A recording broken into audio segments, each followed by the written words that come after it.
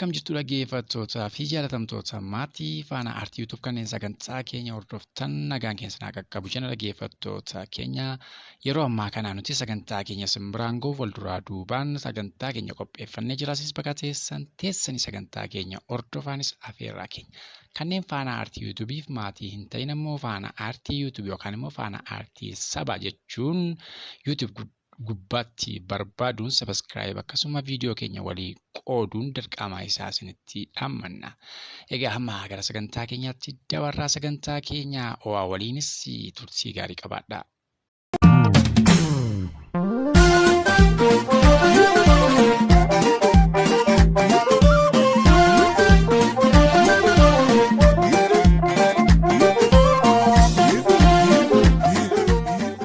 Gootichi waraana bilisummaa Oromoo magaalota Oromiyaa garaa garaa keessatti tarkaanfii jajjabduu diinarratti fudhatu jabeesse itti fufuudhaan injifannoo jajjabduu galmeessaa jiraachuunis dhaga'ame.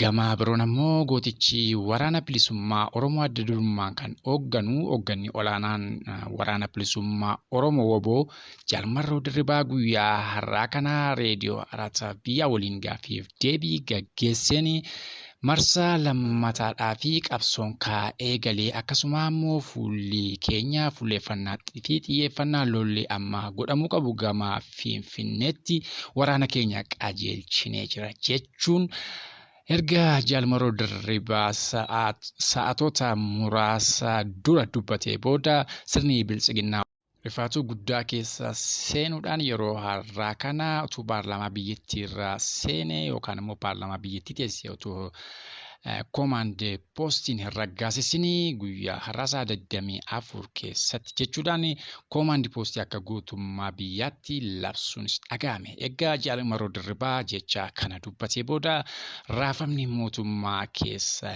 jiru akkaan dabalee jiraachuu fi akkasuma ammoo bulchitoonnii fi akkasuma kanneen magaalota gandaa Oromiyaa fi akkasuma gama kaabaa jiranii gara finfinneetti baqachaa jiraachuunis dhaga'ame. Hooggantoonnii fi akkasuma ammoo waraanaa keessa kanneen jiranii abdii murannaa har'aa kan ka'e lola isaan dheessuudhaan harkaa kennachuu akka eegalanis dhagahamaa jira.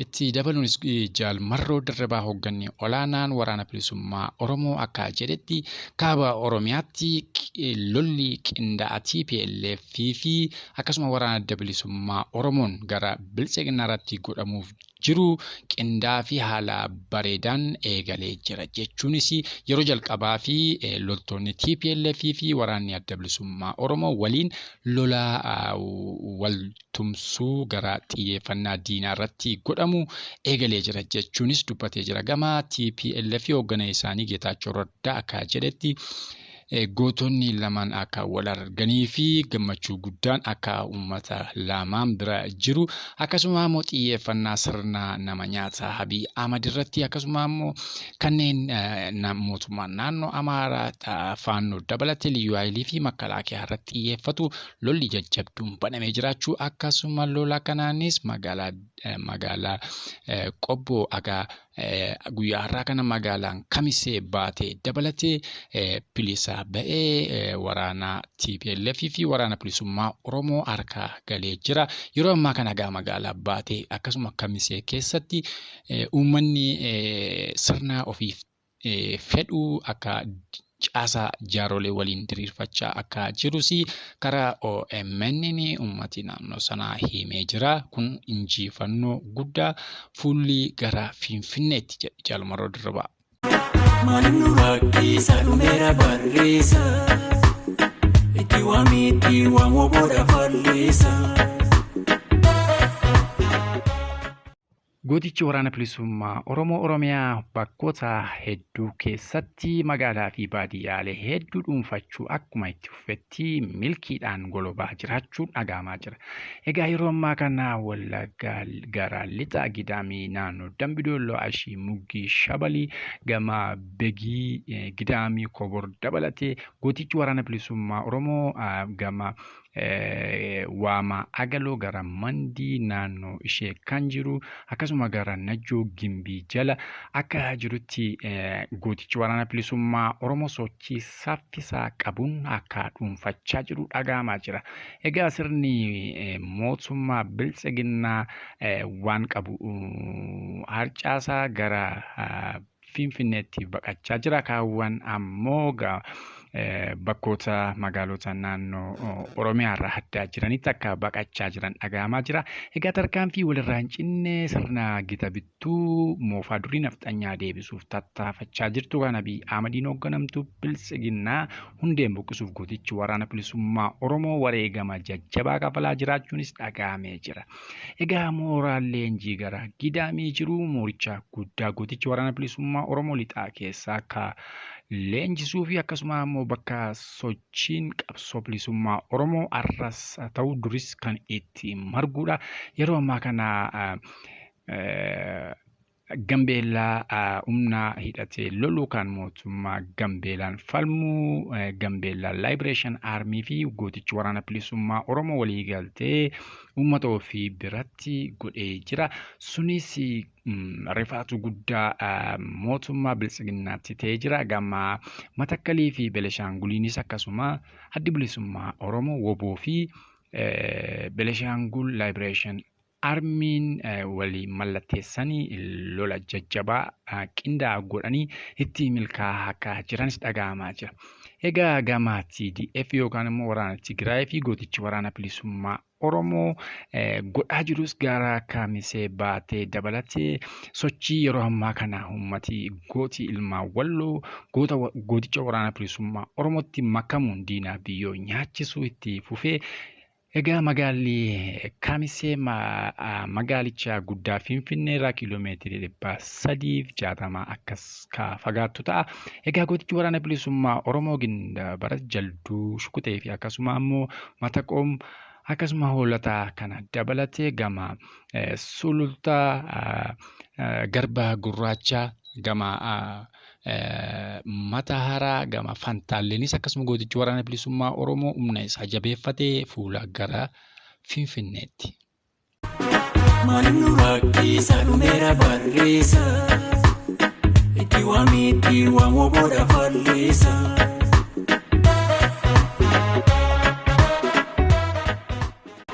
Egaa guyyaa kaleessaa muummichi ministeera bilxiginnaa Abiy Ahmed ministeerota yaaddoodhaan guutaman walitti qabee maal taatan jedhee waan gaafachaa jiru fakkaata. Guyyaa kaleessaa Abiy Ahmed akkuma isaa durii amileedhaan dubbachuu haa barbaadu malee garuu fuulli ministeerota harka akkasuma fuularra kaawwatanii kan akka nama irriba qabutti Biraanuu Naggaa, Daani'eel Kibratii fi akkasuma Taakkalaa Humaa dabalatee yaaddoo guddaa keessa akka jiranii fi fuulli Abiy Ahmed sodaadhaan kaguutamee fi dubbii hargansuun walirraa ciccitaa bakka hin qabne inni dubbate.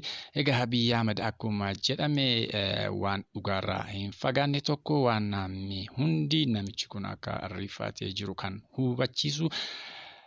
Lola naannoo Dasee fi Kombolchaatti gaggeeffame irratti humnoonni alaa TPLF'n gargaaranii faranjiinis haa ta'u gurraachi isaaniin gargaaree ka ajjeefaman ijaan arginee jirra jedhee kun dubbii nama ajaa'ibuu fi akkasuma dubbii sodaa qabudha. Haa ta'u gama biraan ammoo dargaggoonni yeroo TPLF akkuma isaa durii fanjii lafa hidhetti dargaggoonni 19 of kennanii dura fanjii sana dhoosanii ofii dhumanii daandii itti darban saaqan. Kajette kunis hedduu kan nama qaanfachiisu akka ta'es miidiyaan walirraa fuudhaatii jira.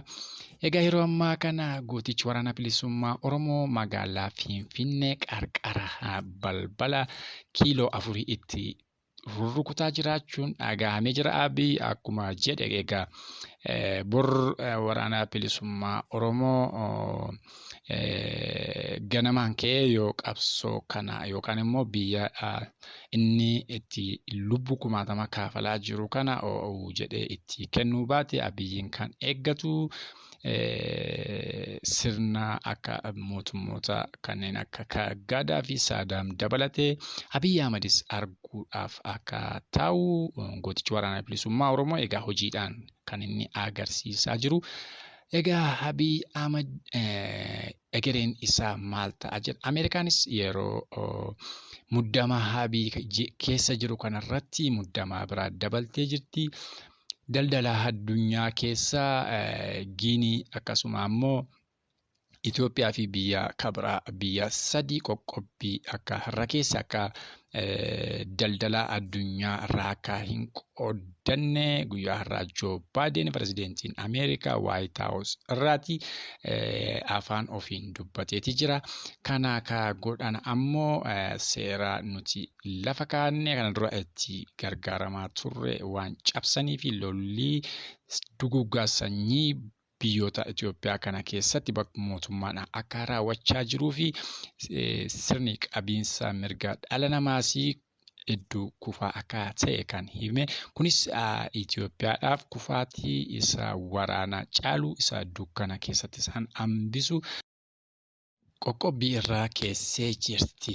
Egaa kun mootummaa bilxiginnaa fi kufaatii isaa kan ariifachiisu akka ta'e himamaatii jira.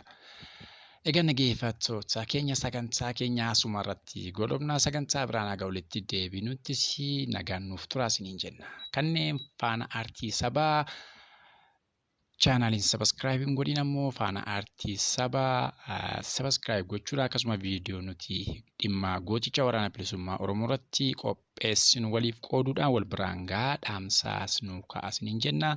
Horaa bulaa deebanaa yeroo gaarii qabaadhaa isiniin jenna.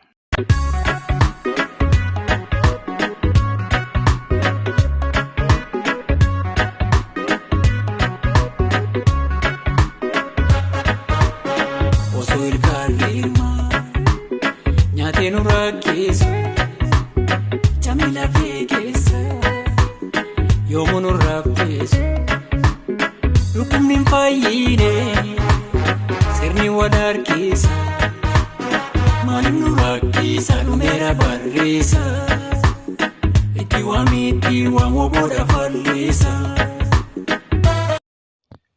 Weellisaa Kichuu Damee Oromiyaa itti waami woboodhaaf fallisaa jedha. Kunoo woboo itti waamnee jirra. Ulaa arfanuu gara finfinnee jiru itti rurrukutuutti jira.